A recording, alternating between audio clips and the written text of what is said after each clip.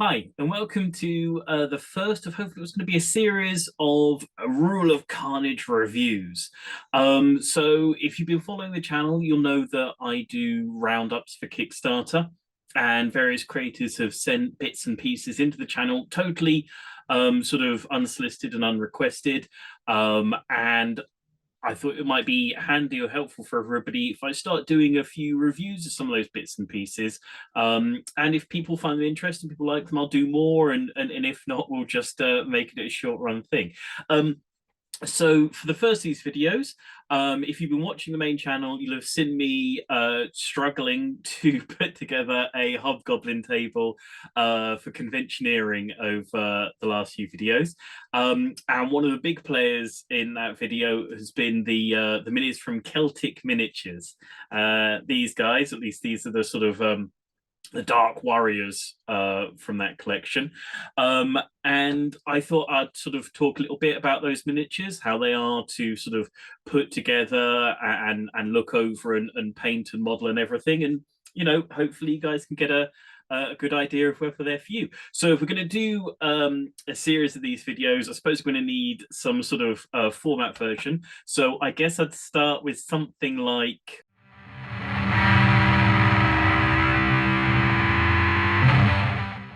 okay, so generally, I would say that these minis have a strong feeling of GW sort of 90s to 2000 style minis. And for me, this is a funny, they're quite a nostalgia trip because that's very much sort of my a core of a lot of my GW minis collection.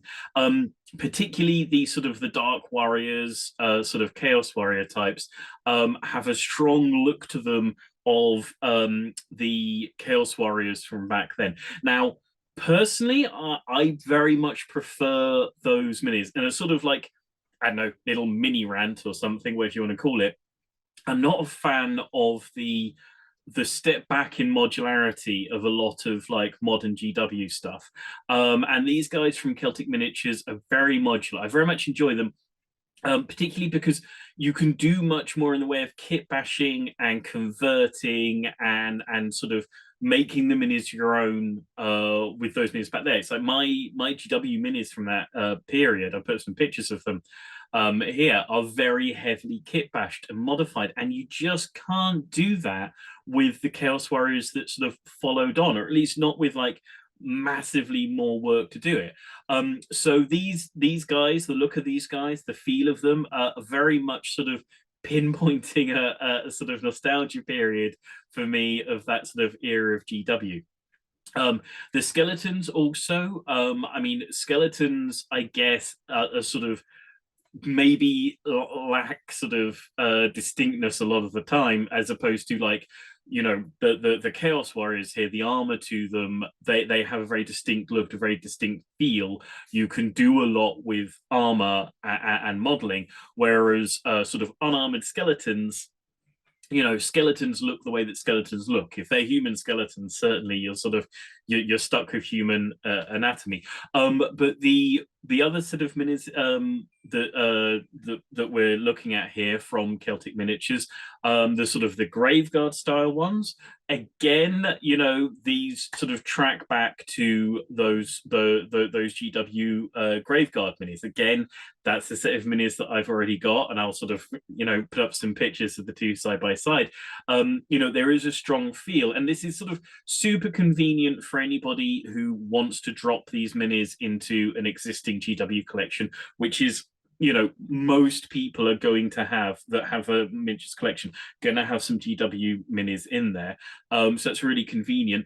And a lot of these bits in the Celtic Miniatures, range, you can kit bash back and forth across with the GW pieces. I've got bit boxes. One of the reasons that I only recently sort of realized quite how far GW had moved from their modularity is I haven't bought a GW set in a long time, just because I have a massive enough bits box that I just keep going. I've been going back to my bits box for years. And it's fairly recently that I finally sort of got through the last of the bits and pieces and the sort of the incredibly generous sprues that they used to do back then. And I actually went out and bought a GW kit, and I was like, I can't do anything. I cannot do anything with this kit. But yeah, so the Celtic Miniatures pieces are great because you can kit bash back and forth. If you have an existing bits box like I do, you can probably swap in a lot of those bits and pieces. You can sort of use that to meld them into an existing collection or give them some extra character. You can use them as replacement bits, an extension from your existing collections. So there's tons of modularity. There's tons of opportunity. I'm, overall a bigger fan of these pieces than the majority of the sort of the GW range as it stands at the moment. So I love them. I love the feel of them. As I say, they're hitting right onto my sort of nostalgia buttons for sort of working on minis and putting stuff together at during my heyday of being a bigger fan of GW than I am today. So yeah, generally overall, really love them, love the idea of them, love the look of them, very happy with them. So I guess it's time to sort of talk about the physical materials of them, or to put it another way,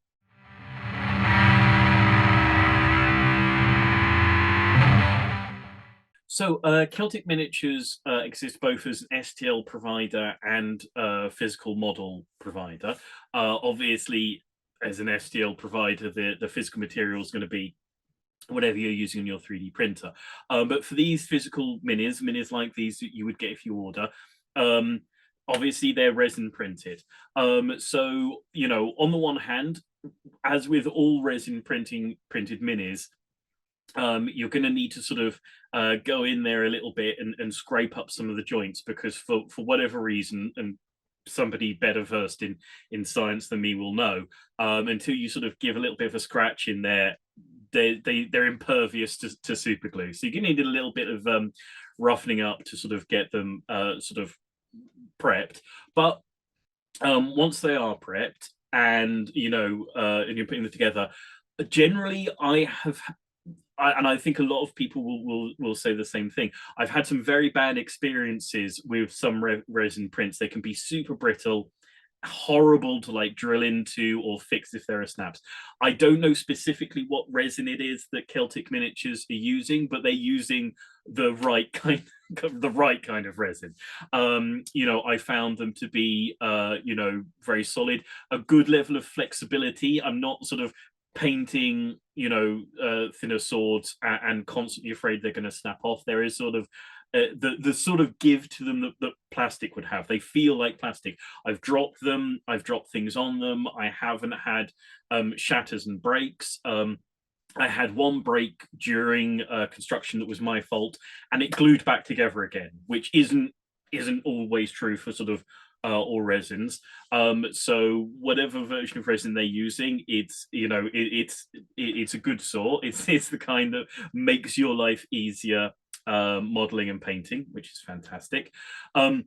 One of the things about the fact that, as I was saying, in the overview section, that these minis feel a bit like sort of the previous generation of GW sculpts, is that the pieces have a certain thickness to them. They have a certain weight to them, which does mean if there are sort of breakages and shatters, you're not, because again, sometimes when you get 3D sort of designed and sculpted pieces, the thickness of weapons and swords and arms is sort of, nobody's ever sat there and sculpted it out, and they have extreme levels of thinness and an over level of delicacy, which means that if you do get a break, the mini is essentially garbage because it's impossible to fix.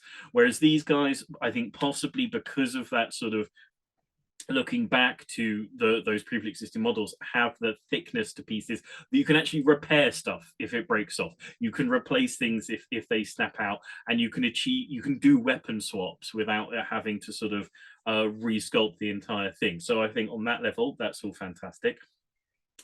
Physically constructing them, again, funny enough, I think better than the sort of GW equivalents. For every single joint has a plug and socket, which I'm super thankful for as a modeler. The head joints, particularly like on some of the guys like the Chaos Warriors, I know that this might sound a bit odd. Very generous and chunky and solid and easy to actually get in there.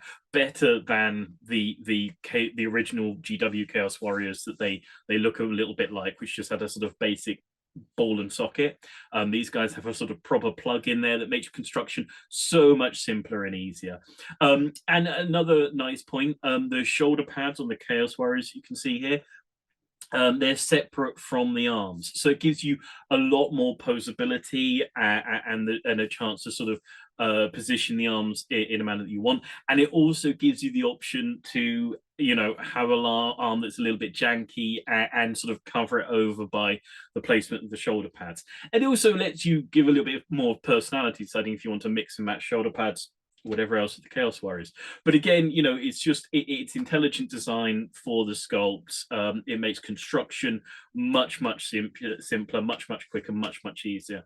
So if you are familiar at all with the GW models that these sort of could stand comparison with, I would say that, you know, on every level with the Chaos Warriors, very much so, like double much so, but also with the Graveguard, and to a degree the Skeletons, I would say that these are better designed for construction, better put together for actual assembly, which is obviously fantastic. And again, the Graveguard, that their heads have a nicer plug to them. You know, the arms, the great weapons they've got holding there. I was looking at those and having sort of nightmares of other great weapon kits where you often have a joint point between the hands or the hand and the weapon, and thinking, I hate putting these sorts of things together. It's going to be an absolute nightmare. The great weapons were one of the easiest things to put on assemble. I don't know why. They've just, you know, better positioned, better sculpted, found better break points, whatever it is. Very quick and easy to assemble those guys. Really nicely designed. Very happy with everything that they've put together in those sculpts and those designs. So on a sort of a construction level, I think absolutely excellent, 10 out of 10. And, you know, I would say as a comparison, significantly better than the GW equivalents, which, you know, obviously GW are going to be putting a bit more resources into designing these things, and yet, you know, this is how it pans out. So yeah, on those levels, absolutely love the minis. Thought they're very, you know, easy to put together, really nice for construction, lots of options, lots of modularity. You know, you couldn't have done better on that level. So I guess the last part of the miniature is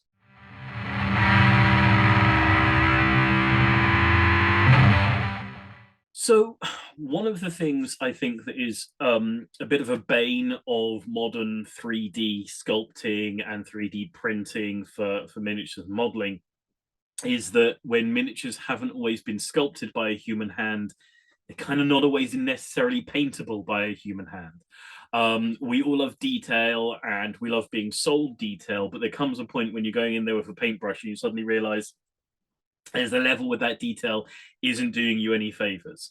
And I don't say any of that to sort of reflect poorly on the level of detail of the Celtic Miniatures models, because my point is it's the correct level of detail for painting, if that makes sense. There's enough there to give sort of a sense and a feel of an actual character, of an actual miniature. Now, if you watch the video I just put up of me painting these guys, I was not careful. I was not dainty. This was a very much a speed painting project. I never picked up any kind of detail brush at any point in the whole project. And frankly, miniatures can only take that kind of painting if they're well-designed miniatures. They can only turn out an at least sort of okay or better looking mini if the mini itself was well-designed for painting. Because I didn't make those minis look good. It wasn't from me doing that. If those minis look at all okay, it was because the minis had that available. You know, good levels of detail, the right levels of detail, where you can go in there with a big brush and go, and it turn out looking nice, because You've got decent areas of painting to sort of have a decent run with a brush, but with a level of sort of raised detail and pick up parts where you can actually get something out of dry brushing, where you don't have to go in and pick out every single detail individually. You can batch paint these guys with a very casual attitude towards them and get a really nice finish out, which again I think is something that I feel personally is possibly coming from an ideology of looking at some of those, what are for me sort of in many ways golden era sort of GW minis. They have that right level of detail, that right level of design, that sort of right level of space, and sort of, it's not quite negative space, but flat areas and detailed areas, and detail in the right places, detail in the focus points of the miniature, around the heads and the hands. And I don't need a wildly detailed set of kneecaps. It's not, I don't want people to be looking at the mini there. So very forgiving for some sort of casual, lazy, low skill painting, which is what I was applying. But at the same time, I think perfect for large block units and miniatures. There's a uniformity to these models. There's a way that when they rank up and they group together, they have a strong look and a sort of a feel and a sort of an impact to them, that you don't necessarily get when the minis don't have that sort of sense that they move in lockstep, if you know what I mean. These guys as a unit look like they march together and they fight together. They don't look like a disparate collection of individuals who happen to be standing in the same place at the same time, which is exactly what I want from a rank and flank unit of miniatures. Is exactly what I want from a block unit. I want them to look striking as an army, and that's exactly what these designs are perfect for. So they're great to paint. I think they give a great result when ranked up on a tabletop. Also easy to rank up. Again, if you're from the sort of chaos warriors of the late 90s of GW, you will have scars somewhere from ranking those guys up. These guys I found very easy to rank up, very easy to sort of practically put together onto a movement tray. Now, I was using regiment bases, but I have regiment bases of GW stuff that don't rank up unless you follow the carefully numbered sequences that I wrote on the back of the bases sort of 20 years ago. So I think they look lovely as units. I think they paint really nicely. They're exactly the level for sort of speed painting that I want, and they obviously will take further detail. You can sort of take your time over them, but for me the test of a good miniature is how badly you can paint them, how casually you can paint them and get a good job. And on that level, these minis, fantastic. They're turning out really nice results with very little effort from me. Yeah, so I think they're extremely paintable. They are not the sort of minis where I think you have to be afraid of them, coming out as an STL. That every time I look at STL, I'm afraid of painting that guy. I'm worried about, is it going to take a paintbrush without something snapping off? And am I going to be able to get to all of the detail? For these guys, yes, you can get all to the detail, and no, they're not going to fall to pieces when you poke a paintbrush at them. So excellent for sort of actually home printing and having a usable, functional, paintable unit for putting onto the tabletop, which doesn't fly for every STL out there.